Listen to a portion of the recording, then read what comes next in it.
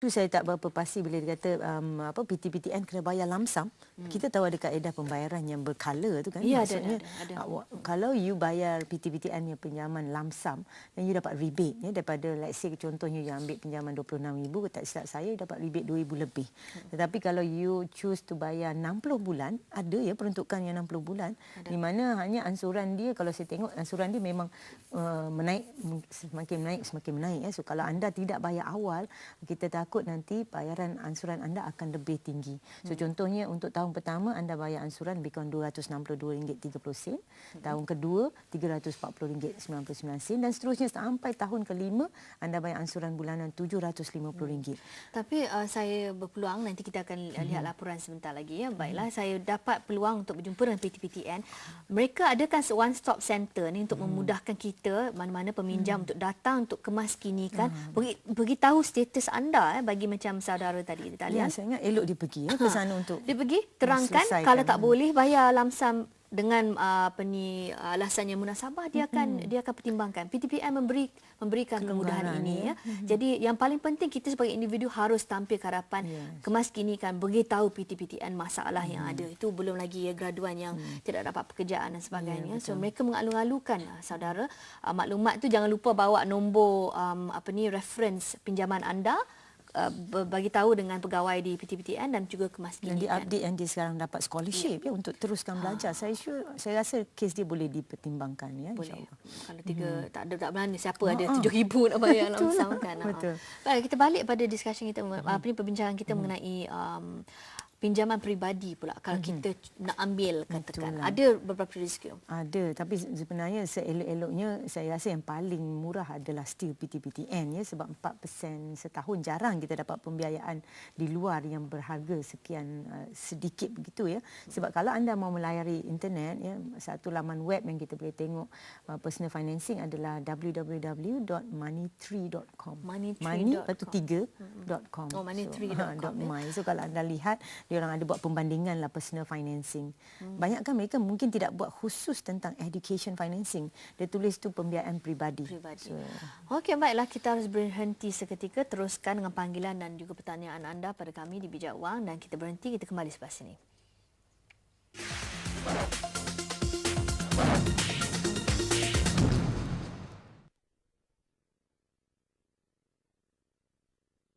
Baiklah, kembali bersama saya Nur Masrura dalam Bijak Wang. Tadi kita berbincang mengenai apakah pilihan anda. Anda boleh ambil pembiayaan peribadi ataupun sekarang ini sudah ada tabung khas iaitu PTPTN dan sebagainya. Baiklah, untuk makluman tuan-tuan di rumah ya, dalam temu ramah saya bersama Cik Yunus iaitu CEO PTPTN.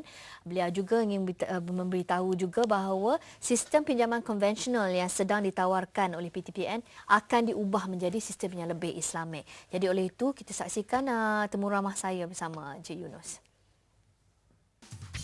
Perbadanan Tabung Pendidikan Tinggi Negara atau PTPTN adalah sebuah agensi kerajaan yang ditubuhkan khas untuk membantu pelajar Malaysia yang memerlukan pembiayaan pinjaman pelajaran. Malangnya, agensi ini dijangka mengalami defisit sebanyak 46 bilion ringgit pada tahun 2020 akibat kegagalan peminjam membayar pinjaman. Antaranya ialah anak sulung kepada Muhammad Noor Abdul Rahim, graduan Diploma Sains Sukan yang masih gagal mendapatkan pekerjaan sejak tahun 2003. Bila dia nak pergi interview tu yang pihak bank mengatakan awak ada hutang dengan PTN, awak ada dalam blacklist lah, mana dalam CITOS punya Jadi dia takkan dapat kerja sampai bila lah. Bila dia dah masuk blacklist macam ni, dan anak saya tak ada kerja daripada dulu. Kalau dia ada kerja daripada dulu, mungkin dia bayarlah. Sebab yang bayar ni, bila saya ada lebih duit, saya bayar. Bila tak ada duit, saya tak bayar. Anak saya ada 3 orang. Lagi satu universiti. Lagi satu form 6. Macam mana saya nak balance kan? Sedangkan saya tak kerja. Isteri saya tanggung segala-galanya. Anaknya mendapat pinjaman berjumlah RM15,000 daripada PTPTN pada tahun 2001 untuk pembiayaan pengajian selama 2 tahun. Saya minta pihak PTPTN ni berilah pelonggaran sikit pada anak saya ni, biarlah dia bekerja dulu. Ni sekarang dia tak ada peluang bekerja dah. Saya ke One Stop Center PTPTN di KL Central bagi mendapatkan penjelasan daripada Ketua Pegawai Eksekutifnya, Encik Yunus Abdul Ghani. Menurut beliau, PTPTN mempunyai bidang kuasanya tersendiri.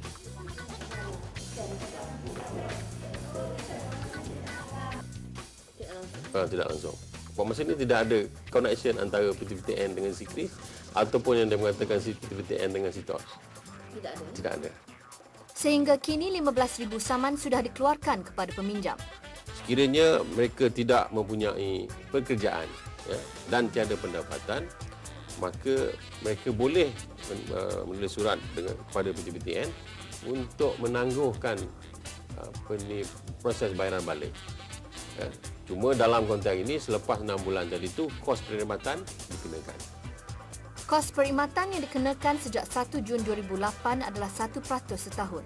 Pinjaman tertunggak sehingga Mac lalu dikatakan telah melebihi 1 bilion ringgit. Balik dari segi rekod kita, pengalaman kita yang lepas-lepas, kebanyakan adalah kerana sikap.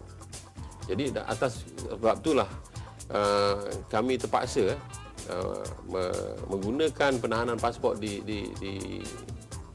lapangan terbang tadi itu, kerana tujuan kami adalah untuk memanggil peminjam tadi datang kepada PTPTN. Kan, sekiranya ada masalah, dan kita akan duduk dan berbincang. Purata RM25,000 diberikan kepada peminjam untuk pembiayaan pengajian ijazah pertama dengan jangka waktu pembayaran balik selama 15 tahun. Bagi tahun 2009, Kementerian Pengajian Tinggi memperuntukkan RM30 bilion untuk pelajar baru membuat pinjaman PTPTN. Baiklah, yang paling penting saya pelajari daripada interview tu adalah untuk kita kena telus. Kita ada masalah, kita masih berhutang dengan PTPTN, sila kemukakan bukti dan sebagainya. Ya, datang dan bagi tahu PTPTN sebab PTPTN dia tak tahu kes semua orang kan. Kita kena bagi tahu mereka ya. Baiklah. Ada pemanggil ke di talian, Nizam? Terputus. Okey, tak apa. Okey, tadi kita katakan secara puratanya untuk ijazah pertama adalah lebih kurang 15,000 ya. Okey, kita cuba dengan pemanggil sekarang. Hello, Assalamualaikum. Assalamualaikum. Ya, sila soalan. Assalamualaikum Puan Hajar. Saya ada anak sekarang umur 4 tahun lah.